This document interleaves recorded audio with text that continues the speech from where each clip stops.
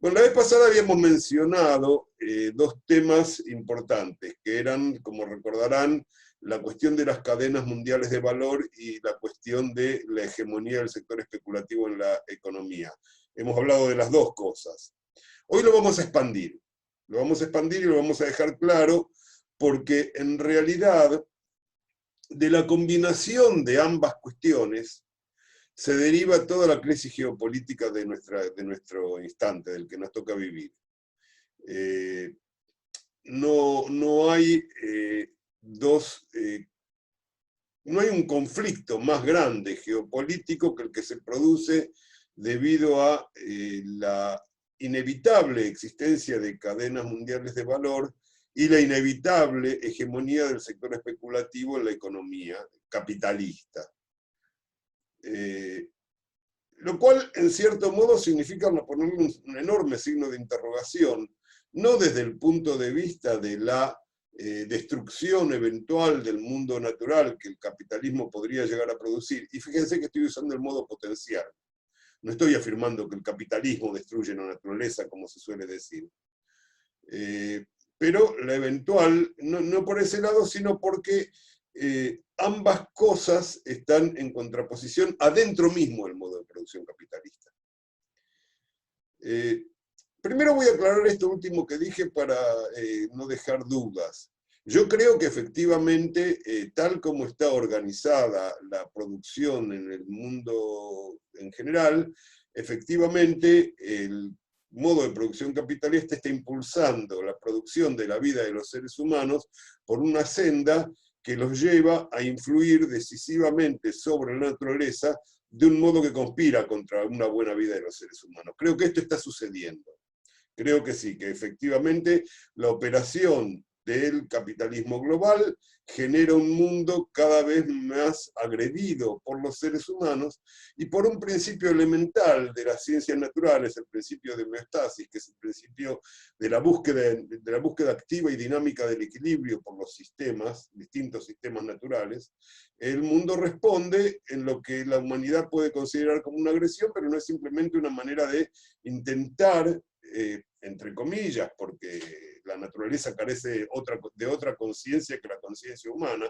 Nosotros somos la conciencia de la naturaleza. Dentro, si digamos, los creyentes no deberían asombrarse de lo que digo, porque dentro del plan divino está la aparición del ser humano como la forma consciente de la vida natural, para decirlo en términos religiosos. Pero la verdad, la conciencia de la naturaleza es la especie humana.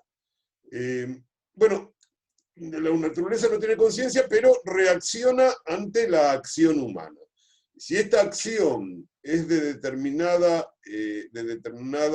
magnitud y de determinadas características cualitativas, esta acción puede llegar a empujar diversos equilibrios naturales más allá de un punto de no retorno. Y entonces vamos a tener problemas no menores en la relación entre la naturaleza y la especie humana, que está adaptada a un ambiente que ha cambiado excesivamente. Ahora bien, aclaro, todo esto está funcionando así realmente. Pero el capitalismo puede llegar a convertir la naturaleza y su protección en una mercancía. Y el capitalismo está hecho para producir mercancías y tener ganancias, nada más. Por lo tanto, no sería imposible, aunque parezca mentira, que en determinado momento, de hecho existen ideólogos de este tipo,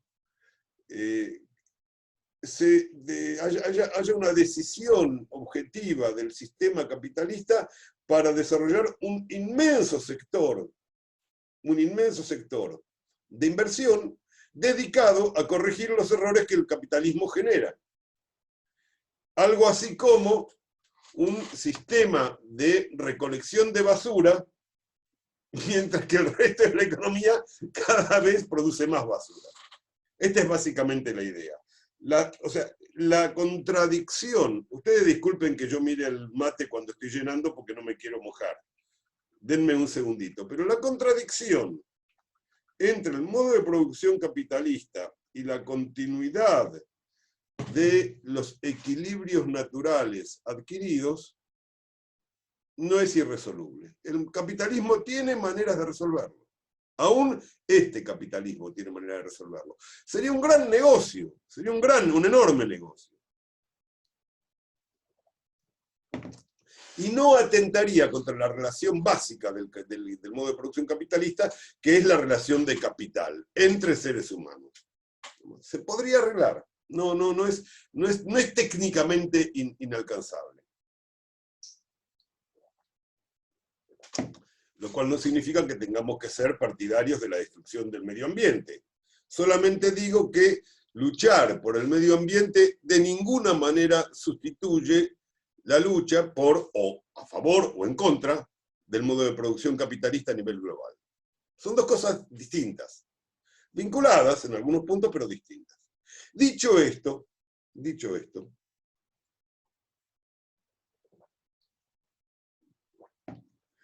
vamos ahora al tema de las cadenas mundiales de valor.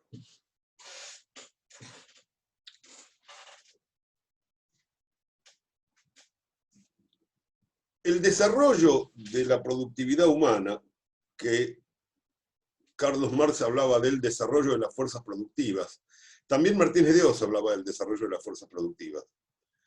Era marxista en eso, Martínez de Oz. El desarrollo de la productividad general de la sociedad, como decíamos la vez pasada, va acompañado de un proceso de concentración y centralización del capital. No sé si recuerdan esto, lo habíamos charlado un poco. ¿Esto qué significa básicamente, en primer lugar? Básicamente significa algo que todos tenemos a la vista, y es que librado a su propia dinámica y a sus propias fuerzas, el modo de producción capitalista tiende a tener cada vez menos burgueses y cada vez más proletarios o sectores sociales excluidos, que forman parte de un ejército de reserva, como decía Marx, o sectores medios dedicados a controlar el conjunto de los procesos sociales. Así es como funciona. Si vos librás la libre competencia de todo freno, lo que va a generar es automática y necesariamente monopolio. Esto es lo que, de algún modo, ya previeron antes de Marx, porque acá es importante destacar esto, los economistas clásicos, Adam Smith y especialmente David Ricardo, y en cierto modo teorizó a favor de los ricos Thomas Malthus. La teoría malthusiana, que es una teoría detestable y además errónea, tiene un punto real, y es que el capital genera una clase ociosa cuyo consumo necesita expandir. Uno después les puede explicar a Malthus que con eso no alcanza, pero que no importa eso. O sea, que hay una clase ociosa en el capital que consume parte de la producción que no se puede reciclar en el conjunto del ciclo productivo del capital, reproductivo y productivo del capital, de la relación social. Es importante. David Ricardo llegó a percibir que de resultas de la competencia, el capitalismo, él no lo llamaba así, para él era la sociedad humana liberada de toda atadura, podía llegar a un estado de permanente depresión, de una estabilidad económica, y bueno, eso implicaría una tragedia desde el punto de vista de Ricardo, porque si el capitalismo no crece, no hay lugar para nuevos capitalistas, no hay lugar para el progreso. Piensen ustedes que todos estos economistas clásicos vivían la época de la revolución industrial, es decir, para ellos estaba muy bien la revolución industrial y tenía que continuar y proseguir eternamente, que era, para eso estaba la sociedad por fin liberada de todas las maneas y todas las esposas y las cadenas de los regímenes feudales. Y él llega a la conclusión de que el capitalismo puede terminar en un estado lo que él llamaba un steady state, un estado de inmovilidad, que era todo lo contrario de lo que el capitalismo había venido a hacer. Marx avanza un poco más en esto.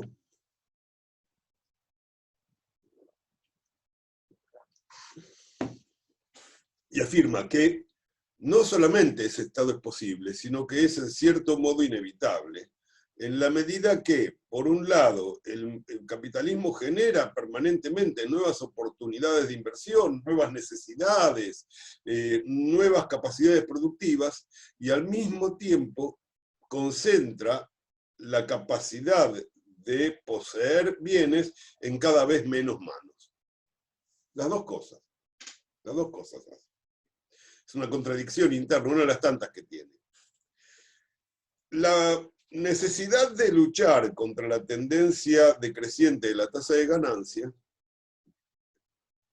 de la cual hablamos la vez pasada, medio confusamente, pero no sé si alguien... no está Liliana Rondina acá para preguntarle si leyó el material, pero bueno, si alguno miró el material que tenían a mano, pueden haber visto las relaciones concretas en términos matemáticos que explican este tema, pero si no, no importa. Lo que importa es esto. La tendencia decreciente de la tasa de ganancia, en principio, haría que el capitalista individual se abstuviera de invertir para no ganar menos. Pero la competencia con los demás capitalistas lo lleva a invertir cada vez más para poder seguir existiendo. Aquellos que quedan afuera de la competencia desaparecen como capitalistas. Algunos se pueden reciclar en alguna nueva rama de la producción, pero en términos generales desaparecen como capitalistas. Hay cada vez menos capitalistas. Y esto permite desarrollar una primera y casi primitiva, pero muy efectiva, contratendencia a la caída de la tasa de ganancia, que es la asociación de capitalistas para no bajar los precios. Eso se llama cártel, la cartelización de la producción. Curiosamente, esta palabra es una palabra alemana, porque donde primero se desarrollaron los cárteles fue en Alemania. Pero curiosamente ya Adam Smith prevenía, diciendo esto que yo les comenté alguna vez, de que no convenía permitirle a los capitalistas hacer muchos arreglos entre ellos a espaldas de la comunidad. Adam Smith lo que pasa es que era la voz del pequeño y mediano, de la pyme inglesa de la época. Eso era Adam Smith. Él hablaba desde la pyme, y la pyme, por supuesto, está en contra del monopolio, lo cual además está muy bien, porque el capitalismo y el monopolio combinados son una fatalidad terrible, como ahora vamos a ver. Porque el monopolio efectivamente tiende a hacer que la tasa de ganancia baje menos. ¿Por qué? Porque reduce la competencia. Para eso están los monopolios, o los oligopolios. Y a decir verdad, toda esa historia de que al capitalista le gusta competir es mentira. Lo único que le gusta al capitalista, le interesa al capitalista, y por eso es capitalista, y no corredor de 100 metros largo, llano, es ganar plata. Y si para ganar plata necesita un monopolio y lo puede establecer, lo va a establecer. O sea, la libre competencia, a la larga, termina en su contrario, que es el monopolio o el oligopolio, que es prácticamente lo mismo, porque los oligopolios se cartelizan. El ejemplo más claro que tenemos en nuestras propias vidas, lo hemos mirado, es el tema de las comunicaciones con el Grupo Clarín en la Argentina. Hay muchos más temas, muchos más ejemplos. Pero la historia del Grupo Clarín no es que el señor Magnieto sea un monstruo malvado, como algunos dicen. No, es la lógica del capital. Es la lógica del capital. El capital busca concentrarse, uno la pegó, encontró el yeite, arregló primero, porque la historia de Clarín es interesantísima. Clarín arregló primero con los nazis, o con los fascistas de la década del 30, se llamaba clarinada en esa época, y con los amigos del gobernador Fresco en la provincia de Buenos Aires. Roberto Noble, su fundador, era ministro de Fresco en la provincia de Buenos Aires. A partir de ahí lanza Clarinada, que rápidamente, cuando los nazis pierden la guerra, se transforma en Clarín. Que va sobreviviendo a lo largo del peronismo,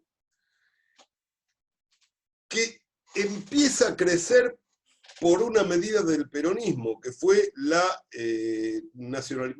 entrega de el diario La Prensa a la CGT. La prensa era el diario popular de la época de la década infame, y era el que tenía el gran negocio de los avisos clasificados, lo que sería ahora Mercado Libre, el mercado de trabajo circulaba por la prensa.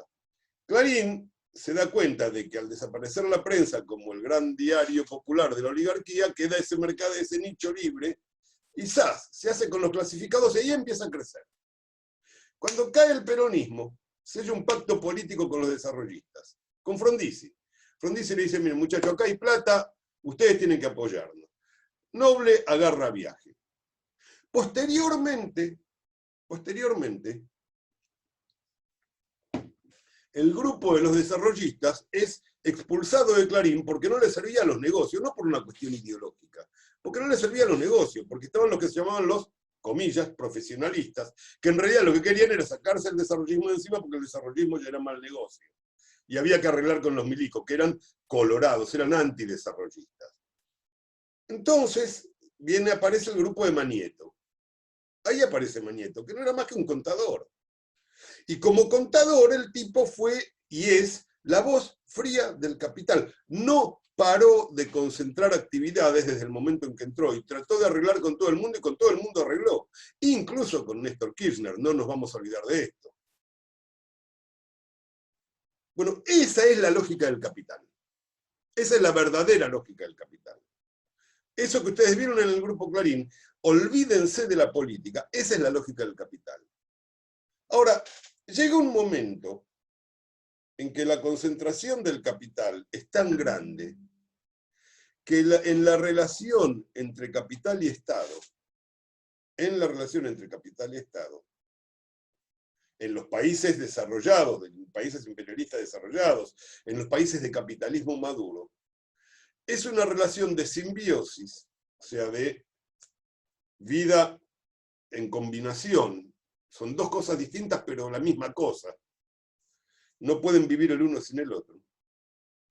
Y de colonización mutua, donde la preeminencia está en diversos grados del lado del capital y no del Estado.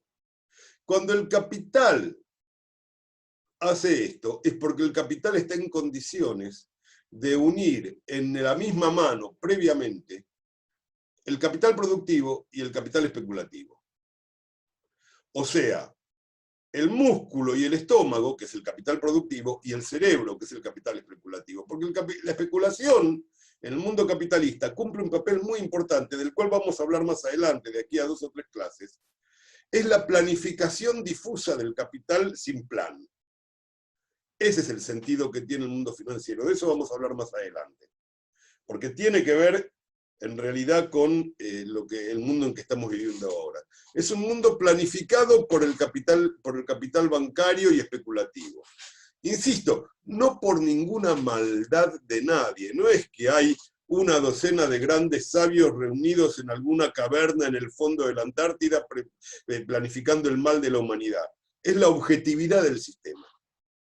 Cuando alcanza ese nivel la concentración del capital, lo que sucede es que al mismo tiempo necesita asegurarse una expansión mundial que no puede desarrollar por sus propios medios.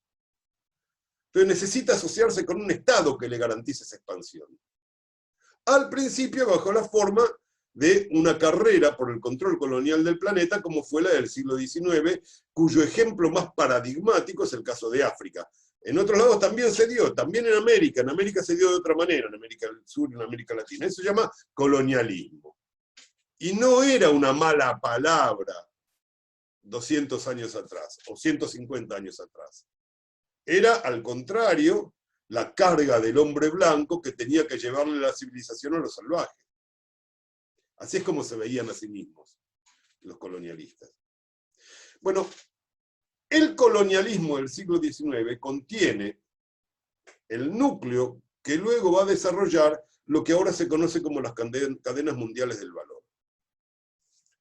La diferencia básica entre ese mundo y el de ahora, es decir, lo que ha sucedido en estos 150 años,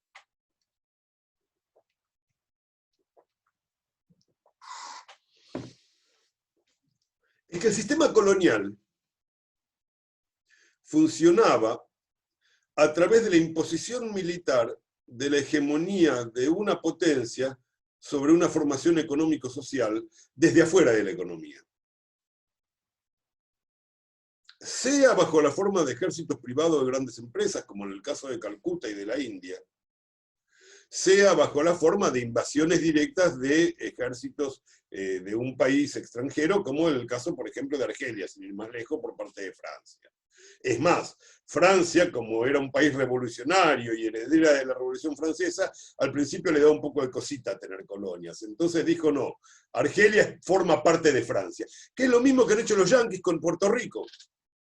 La Constitución de Estados Unidos, inspirada en parte por las mismas ideales que la francesa, le prohíbe a Estados Unidos tener colonia. Entonces ellos no tienen colonia, tienen territorios de Estados Unidos que no son colonias. No tienen problema. Puerto Rico no es una colonia, pero funciona como tal. Funcionó como tal. Porque hubo una invasión militar que favoreció al capital de un país que era el país invasor. Bueno, esa es la primera etapa, esa es la etapa colonialista de la expansión global del capital. Y fíjense que yo me pegué un salto adrede, no hablé de todo el periodo del capitalismo comercial, que es anterior, que también es una expansión, pero que es anterior a esto que estoy mencionando ahora, porque son dos bichos diferentes. Ese periodo del capitalismo comercial incluye la incorporación de toda América del Sur, y en particular de América Hispana, al mercado mundial a través de las grandes minas de metales preciosos de México y del Perú y del Alto Perú. Pero no vamos a hablar de eso ahora, hablaremos más adelante, pero no ahora. Ahora estamos hablando de otra cosa, estamos hablando del capital concentrado que empieza a entrar en relaciones con el Estado. Y que a medida que se pasan las crisis, cada vez más se concentra más, cada vez más se centraliza más, y cada vez más se combina el capital industrial con el capital comercial y con el capital bancario, en una sola bola que se llama capital financiero, cuyo nacimiento lo podemos fechar en el último cuarto del siglo XIX, siguiendo a Lenin en esto, que creo que la tenía bastante clara, sinceramente. Ustedes pueden fecharlo en otro momento, pero está claro que en algún momento, entre 1875 y 1890, hay un cambio cualitativo en las características del capital. Y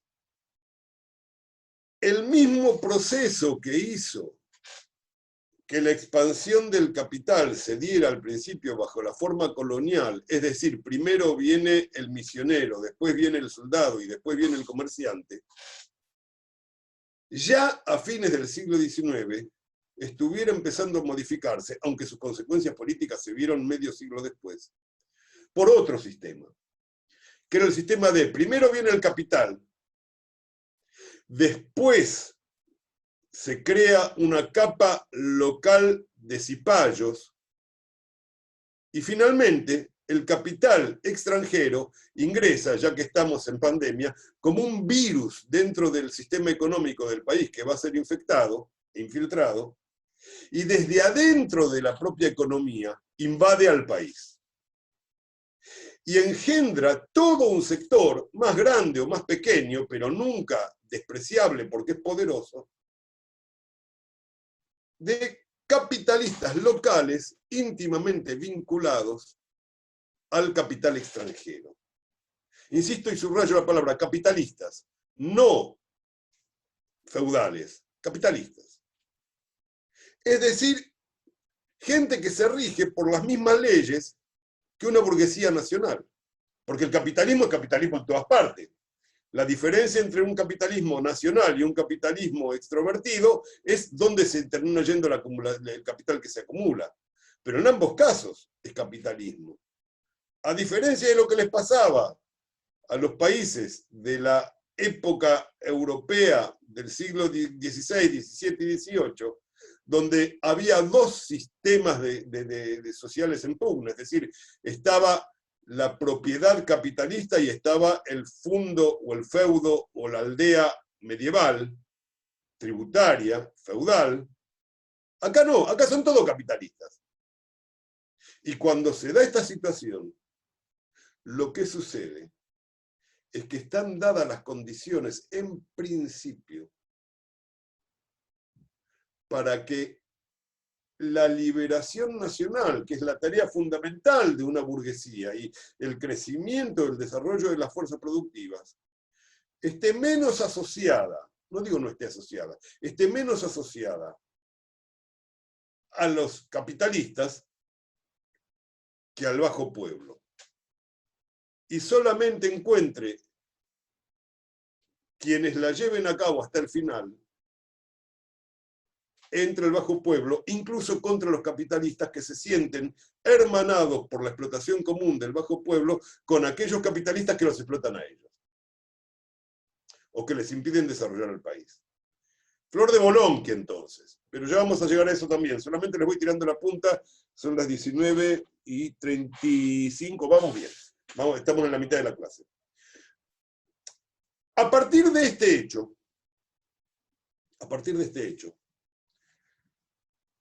y de que después de la Segunda Guerra Mundial se vivió una violenta revolución anticolonialista en todo el tercer mundo, en todo el mundo colonial, el modelo y el esquema sudamericano se expandió al planeta entero.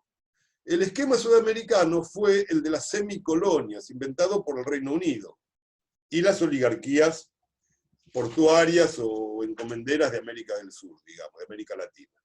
Y por los piratas también, ya que estamos, vamos todos juntos.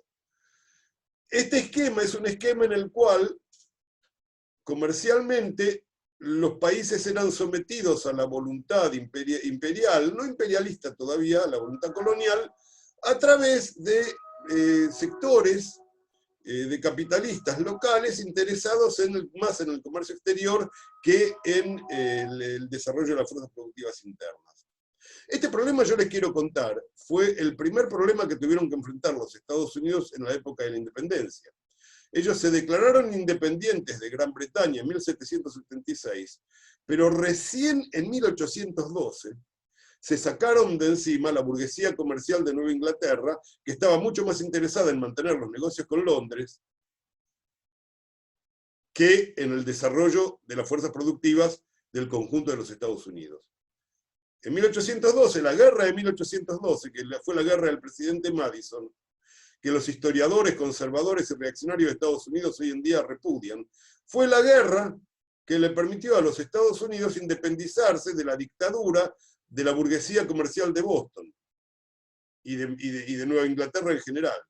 Después de esa guerra, nunca más, hasta que llegó Kennedy, pero Kennedy era el hijo de un mafioso irlandés, nunca más un tipo de Nueva Inglaterra fue presidente de Estados Unidos, y todavía hoy no ha vuelto a hacerlo.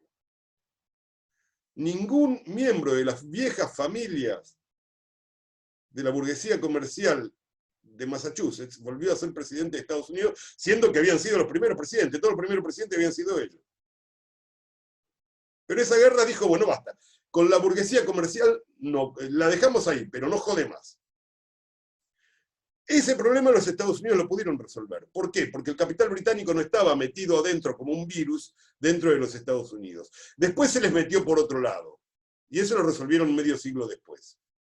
Pero en principio, ahí se dieron el tiempo para sacarse de encima la alianza entre las burguesías portuarias, la burguesía portuaria básicamente de Boston, no solamente de Boston, también de Nueva York, y la metrópoli en Inglaterra, en el Reino Unido.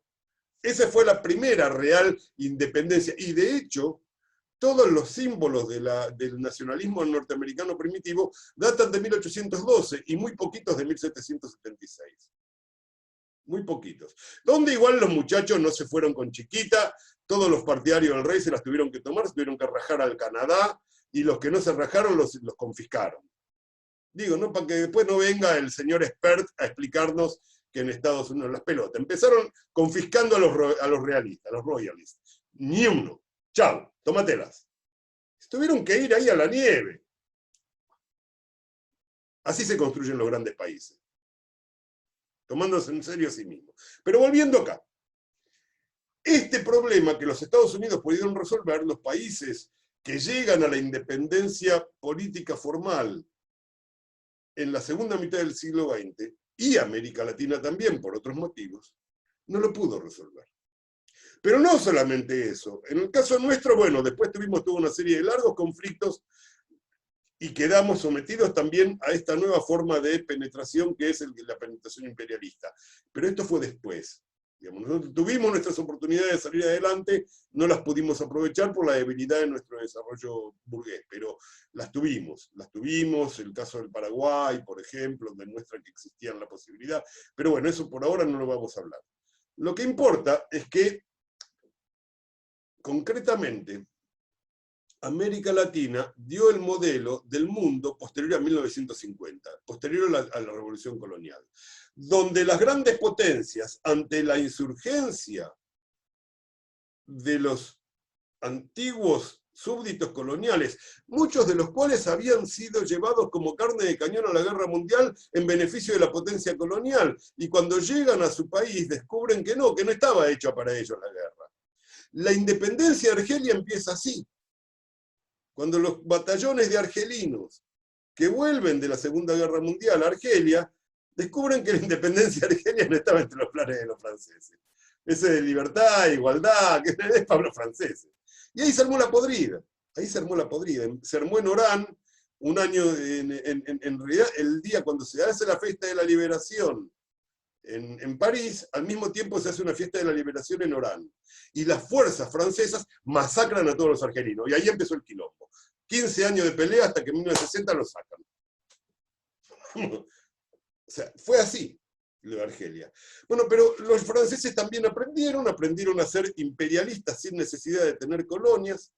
Y el mundo moderno es un mundo básicamente de un mundo semicolonial, no es un mundo colonial, es un mundo donde el capital de los países centrales extrae riqueza sin necesidad de tener tropa propia ocupando el territorio. Quedan algunos enclaves donde sí hay tropa propia, o en todo caso hay pequeños grupos muy bien armados de aristócratas locales que garantizan a las grandes potencias sus negocios y el paso de su mercadería por los grandes pasos internacionales. De esto vamos a hablar. Un ejemplo es Singapur. Otro ejemplo son las monarquías del Golfo. Todos ellos aristocracias militarizadas con enseñanza permanente en las academias militares británicas, cuando no. Pero en general, hay montones de países ahora que son formalmente independientes, tienen un ejército propio, bandera propia, países en general inviables, especialmente en África inviables.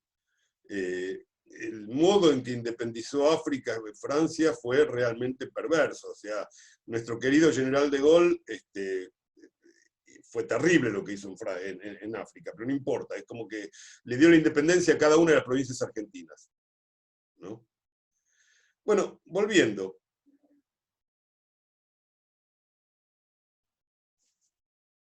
Este nuevo sistema funciona por vía de hablamos ya de esto, de la mayor composición orgánica del capital en los países centrales y la menor composición orgánica del capital en los países semicoloniales. ¿Recuerdan que hablamos de composición orgánica del capital? ¿Se acuerdan qué era la composición orgánica del capital? ¿Lo tienen claro? Era la relación entre el capital, digamos, fijo y el capital pagado en salarios, ¿sí? El capital que tiene una mayor composición orgánica usa el sistema de los precios a su favor. Entonces los países semicoloniales envían riqueza a los países metropolitanos sin necesidad de que nadie los obligue por medio de tropas, sino que simplemente por el funcionamiento del mercado mundial hegemonizado por el mundo metropolitano. Esto hace que nuestras exportaciones contengan menos valor que las exportaciones que nos dan los países metropolitanos, y no solamente porque exportemos materias primas o manufactura. Se pueden exportar manufacturas, pero si tienen menor componente menor composición orgánica, si nuestra economía tiene menor composición orgánica, vamos a seguir exportándole valor, como por ejemplo pasa en Estados Unidos y México, México está lleno de plantas industriales norteamericanas, las maquilas. pero son plantas industriales de un país con menor composición orgánica. Por lo tanto, México le entrega valor a Estados Unidos en cada cosa que exporta a Estados Unidos. Le entrega valor. Es una colonia por eso, aunque esté llena de fábricas. Se puede perfectamente tener un país industrial y colonial, como es Indonesia, o como intentaron hacer del Brasil, del FIM neto y todos los golpistas del 65, o como intentó hacer acá en la Argentina Onganía, con Krieger, Basseni y Lanuse, que dijeron, bueno, está la industria, unámosla al sistema mundial, repitiendo el esquema del Plan Pinedo de 1940, contra el cual se alzó Perón. Pero esto vamos a hablar. De esto vamos a hablar. Bueno, ya tenemos la industria, cagamos, no la podemos sacar de encima, bueno, la vamos a integrar. Eso significaba que la industria iba a servir también para exportar valor a los países centrales. Va.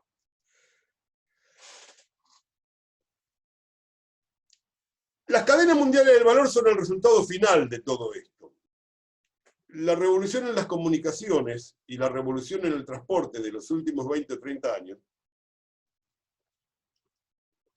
permitieron que los componentes de un producto de consumo final, de un bien de consumo final, y también de bienes intermedios, se puedan producir en diversos países, se ensamblen en otro país, se manden a otro lado, donde terminan, se siguen ensamblando, y finalmente queden sometidos a la posesión por parte de los países imperialistas de lo que ellos llaman el know-how, o sea, el cómo se hace, de los aspectos técnicos más delicados, que es donde más valor hay, porque ahí está toda la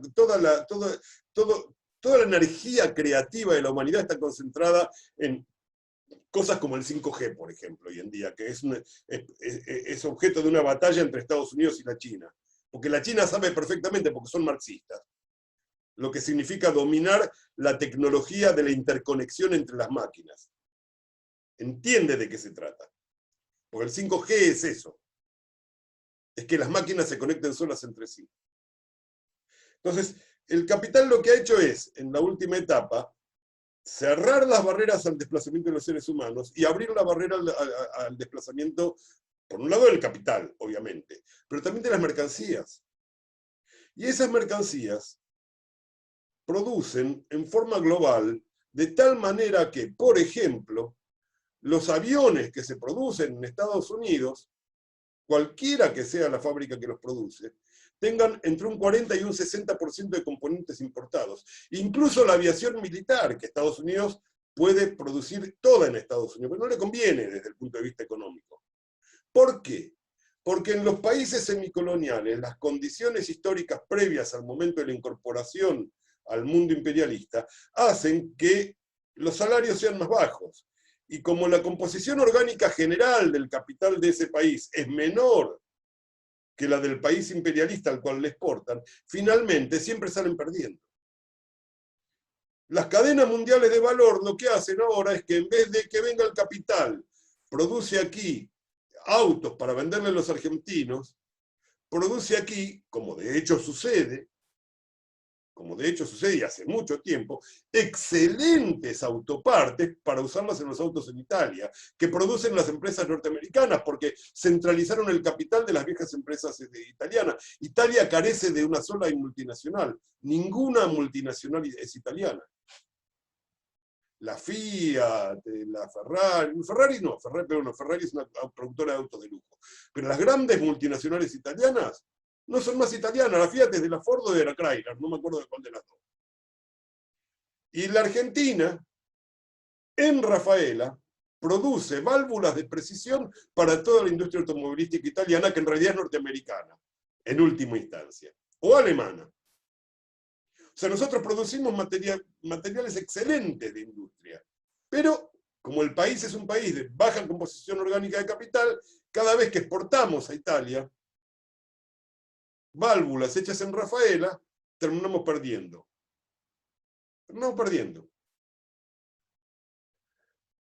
Esto se puede suplementar y modificar, pero empecemos. Esta es la idea básica de las cadenas mundiales de valor. O sea, el valor se va acumulando en todo el mundo, pero termina concentrándose naturalmente, entre comillas, en determinados capitales. Ahora, por el otro lado, Por el otro lado, como la vez pasada estábamos hablando ya, y esto lo vamos a explicar más adelante la próxima vez, no la próxima, sino la otra. El capital financiero, el componente especulativo del capital financiero, para ser exactos, el comercio de acciones, el comercio de préstamos, la circulación de capital en la esfera del capital virtual, no productivo, a partir concretamente, vamos a entendernos, cualquier banco sabe cómo funciona cualquier empresa que sea clienta suya. No son clientes. Los bancos saben qué es lo que están haciendo. Si no, no les prestan guita. Por lo tanto, los controlan de una manera u otra. Algunas empresas tratan de suplirlo teniendo sus propios bancos. Por ejemplo, la Ford siempre ha tenido su banco propio, que era el Bank of America, organizado a partir de un acuerdo entre Henry Ford con la mafia de California. Digamos, él organizó el Bank of America. Cuando vino la Ford a la Argentina, vino el Bank of America. Ahora se fueron, digamos. Pero vinieron junto con su propio banco, que le daba su propio crédito. Porque Ford no era boludo. Ford sabía que tenía que pagarle bien a los laburantes y tenía que usar el capital para producir y no dejarse engañar por los banqueros. Entonces tenía el extremo del banco y el extremo del producto, del buen salario para que le compren sus autos. Todo tenía, la cadena completa de circulación del capital tenía completa. ¿Sí?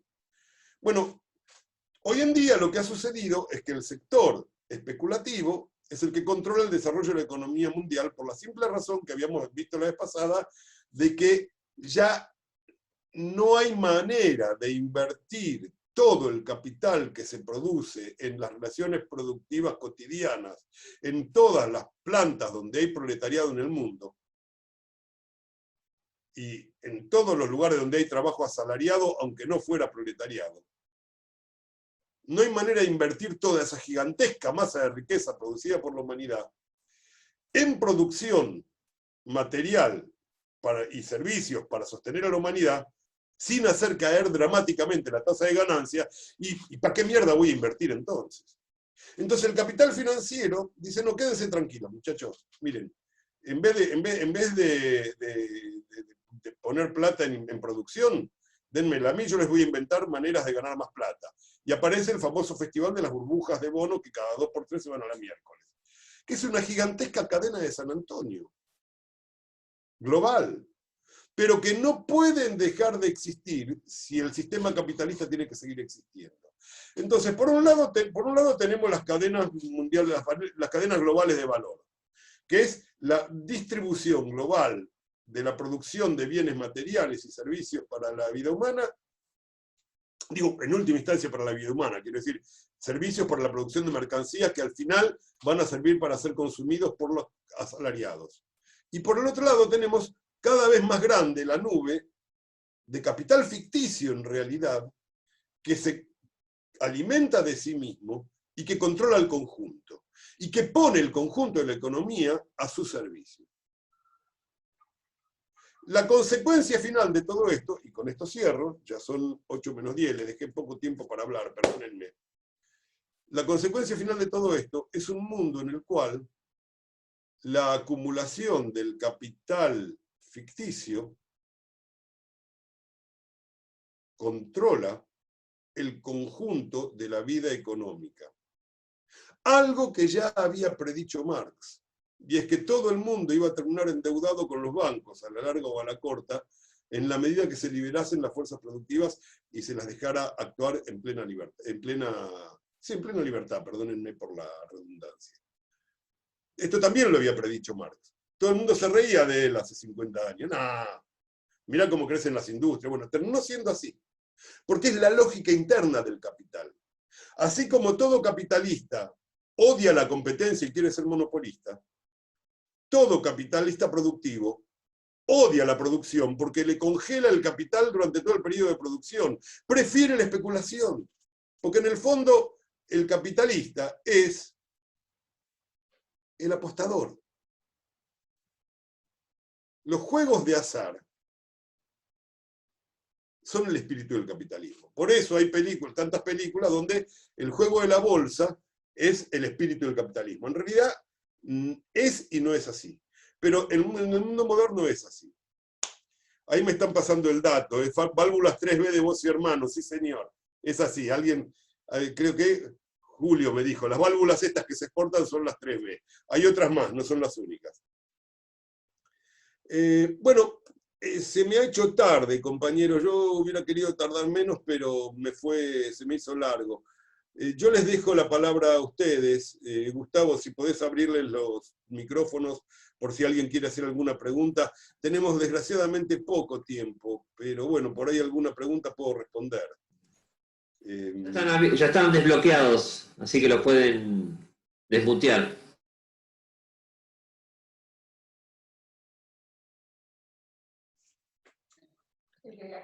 Una pregunta, a ver si...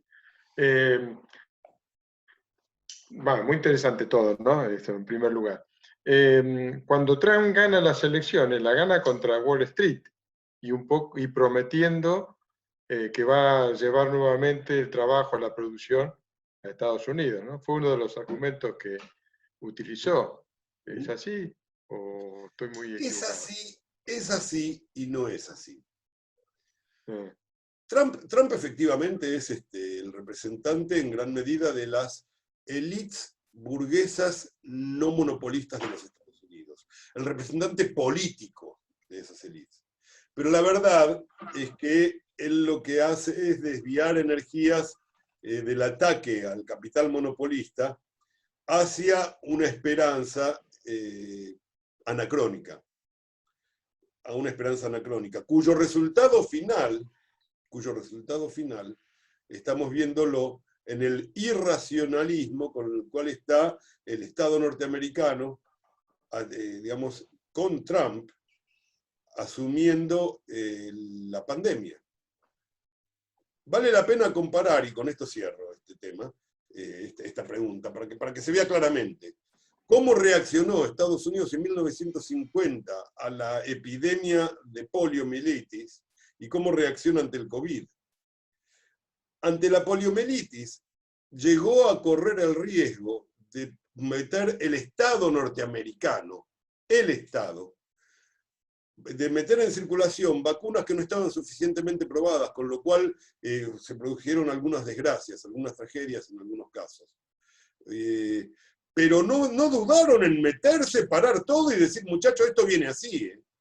Hoy en día, como en realidad el Estado norteamericano está colonizado ampliamente por el sector especulativo del capital financiero, por más que Trump desee satisfacer los deseos inconscientes de los sectores, insisto, no monopolistas de la burguesía norteamericana, que los hay, y son muchos, y están subordinados por la burguesía imperialista, por la burguesía monopolista, no lo va a poder hacer. Porque el capital tiene su propia lógica, más allá de Trump. Lo único que puede lograr es este tipo de salidas irracionales, porque el proyecto es antihistórico. No es que él sea un loco irracional. Su proyecto es antihistórico y por eso es irracional. Digo.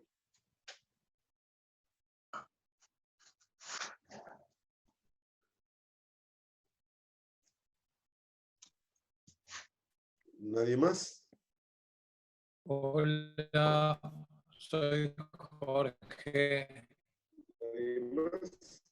Sí, acá estoy, Néstor. Ah, sí. ¿Se escucha?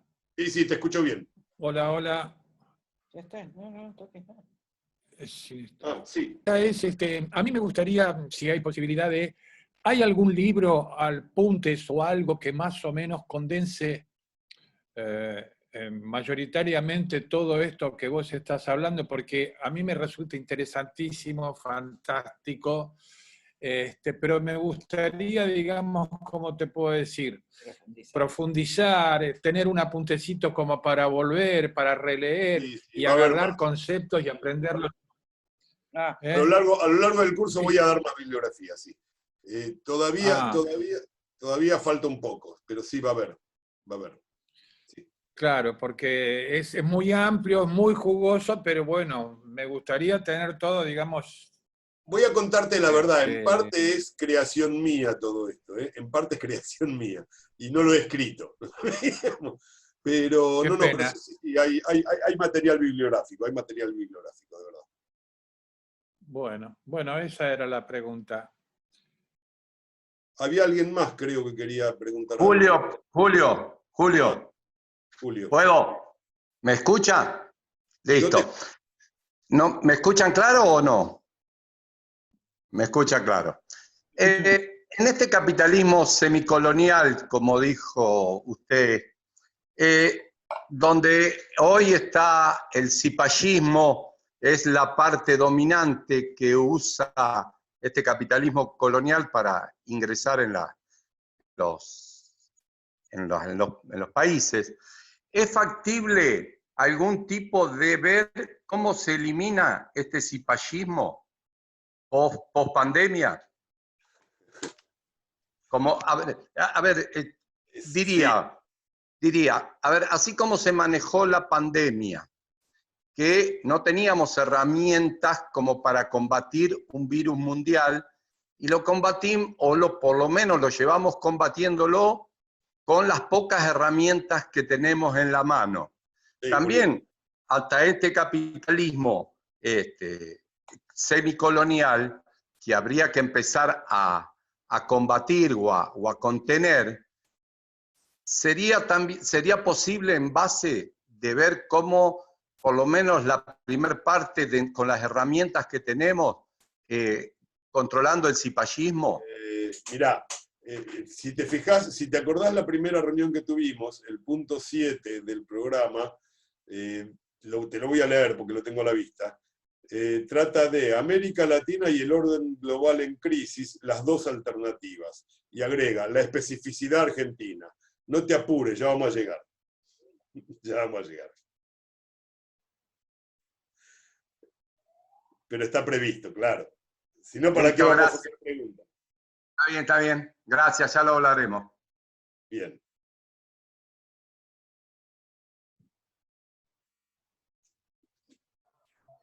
Hola. Bueno, Ahí está. Ahora sí. No, adicional a lo que decía Julio, ¿hay alguna sensación de que todas estas medidas que se van a proponer ahora, este paquete de 60 medidas, un poco está dando la idea, volvamos a lo anterior? Pero me parece que volver a lo anterior, digamos, nos vamos a pisar el poncho nosotros mismos y nos vamos a terminar cayendo. Porque evidentemente volver a un proceso económico exactamente igual al anterior daría la sensación de que no es lo más razonable de todo. ¿Al anterior cuál?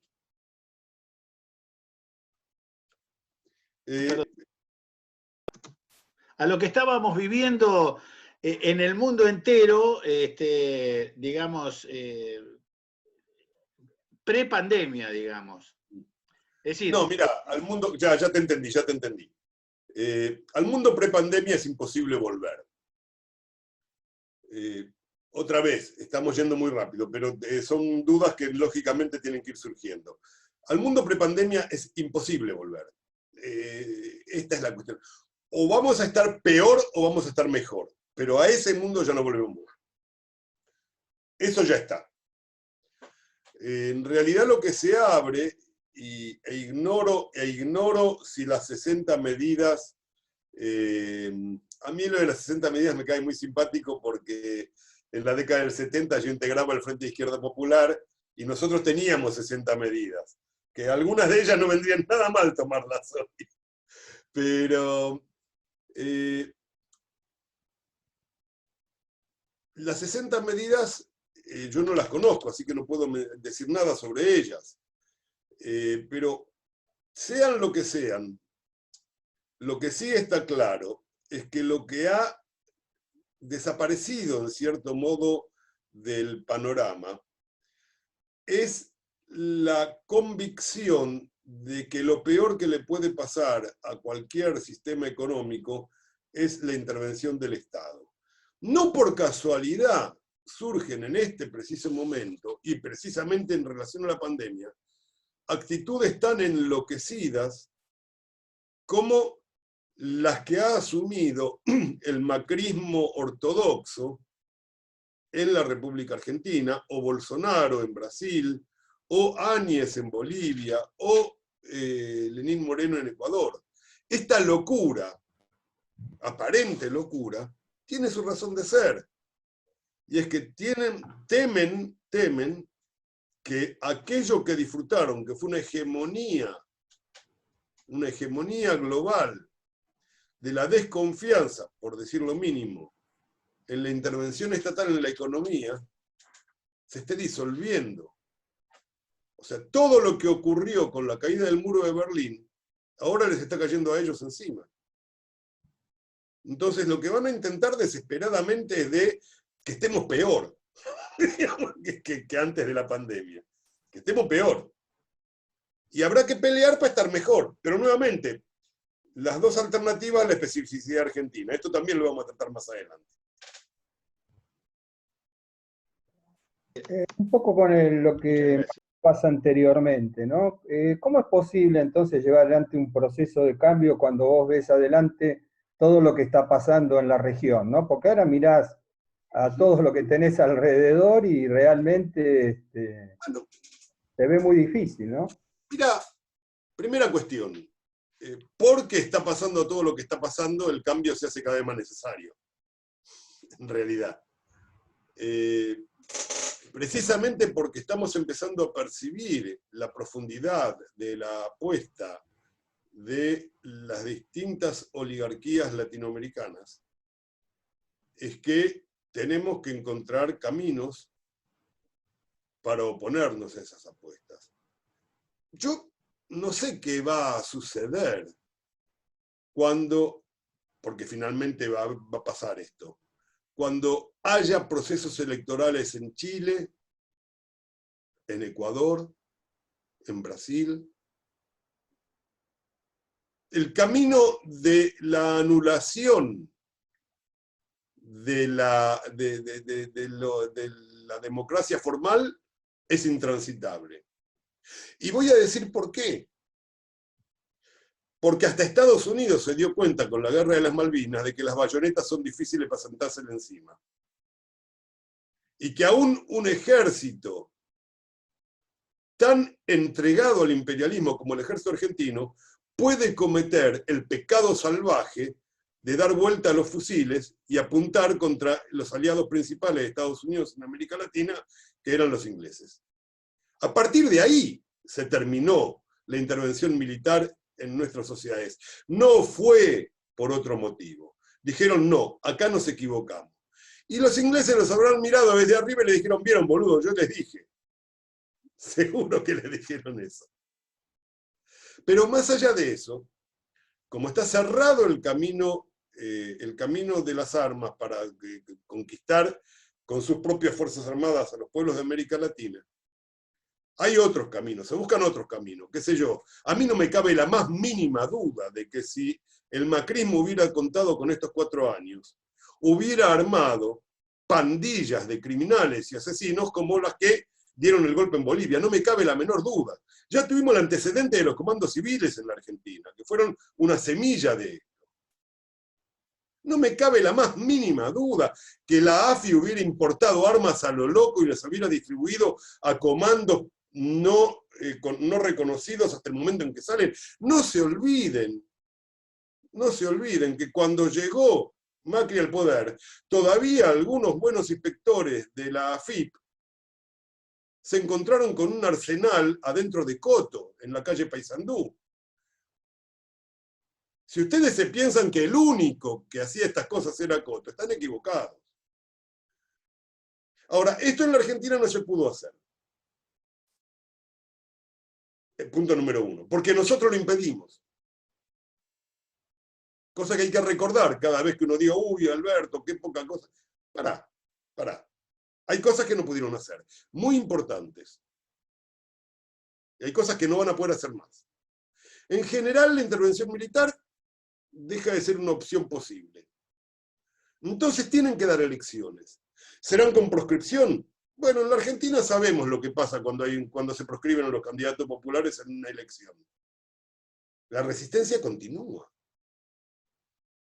Es más, se fortalece el movimiento nacional en la desgracia. Digamos, cuando cayó el general Perón en el 55, vamos a ser honestos, nadie podía estar seguro de que ganara sí o sí las elecciones previstas para 1958. Había mucha bronca con Perón en ese momento. Perón se estaba comportando de una manera muy dura con las pequeñas burguesías y con las clases medias, y había problemas económicos reales, la oligarquía se había declarado en huelga, habíamos tenido una mala cosecha y nos habían descargado toda la cosecha sobre los argentinos, sobre el conjunto del pueblo. Había diversas cuestiones muy complicadas realmente. Entonces Perón por ahí no ganaba las elecciones del 78. Por ahí, no sé. Yo creo que sí, pero podía no suceder, tal como venía la mano. El golpe y sus consecuencias le entregó al peronismo un capital político en la pequeña burguesía, en las clases medias, que ni Perón, ni Cook, ni nadie, ni Matera, por supuesto, se hubiera imaginado en el año 55. Nadie se lo hubiera imaginado. Yo particularmente pertenezco a la generación del 70.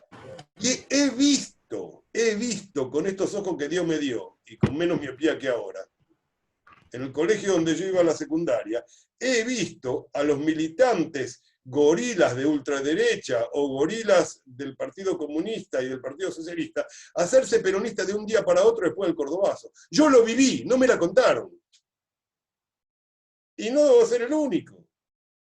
De golpe, la desgracia le dio al peronismo un caudal que además costó bastante que se acomodara y nunca terminó de acomodarse bien ahí adentro, pero un caudal de militancia juvenil de clase media, y vamos a entenderlo, el proletariado no tiene jóvenes, los jóvenes son siempre de clase media, de pequeña burguesía. El proletario tiene aprendices, tiene oficiales, medio cuchara, no tiene intelectuales, digamos, no tiene sectores juveniles. Los jóvenes van a laburar cuando la economía funciona bien. Pero sectores intelectuales que antes no tenía el peronismo, los tuvo gracias al golpe del 55. Digo, el futuro del golpe en Bolivia, si llegan a proscribir al masismo, y el futuro del golpe blando en Ecuador, si llegan a proscribir al correísmo, nosotros ya lo sabemos. Sabemos cómo termina eso. Será a su manera, con sus propios modos, qué sé yo. Pero no es, digamos, además no es una experiencia únicamente de la Argentina. El Partido de los Trabajadores en Brasil, el PT, fue diseñado adrede por los gorilas del golpe militar, por un tipo llamado Golbery Couto de Silva, para terminar con el varguismo. Y al final, cuando llegó al poder, el PT asumió como propia las banderas del varguismo. O sea, esta es mi respuesta. Yo no sé cómo va a ser, pero sé qué va a suceder. Como lo sabemos todos, además, no te estoy diciendo nada que esté tan lejos de tus ideas y imaginaciones posibles. No va a ser fácil. Y acá un poco en este curso tratamos de ver qué alternativas hay. Hola, Néstor. Sí. Acá Martín.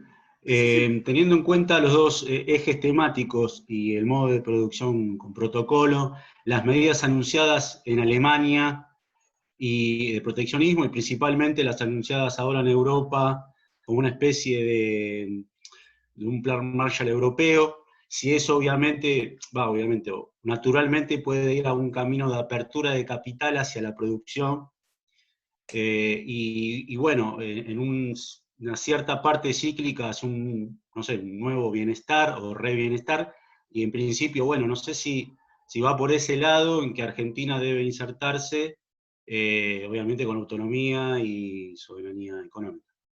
Mira, a nosotros para lo único que a mi modo de ver, y esto es una especulación mía, nos sirve toda esta crisis, es para lo que nos sirvió siempre la crisis cuando había una crisis imperialista. Y es para darnos un espacio de desarrollo autónomo propio en medio de la debilidad de los países imperialistas que están, valga la redundancia, en crisis. no nos sirve para más nada. Y también nos sirve, eso sí, para poder decir, no nos vengan ahora con la liberalización y con todas esas cosas y que el Estado desaparezca, porque los que nos lo están diciendo están haciendo lo contrario de lo que nos dicen. Es obvio que el Estado tiene que intervenir para sacar adelante una economía capitalista en medio de una crisis. No nos impidan a nosotros, eso nos da una fuerza muy grande en la lucha ideológica, esto que está sucediendo. Ahora, más que eso no te puedo decir.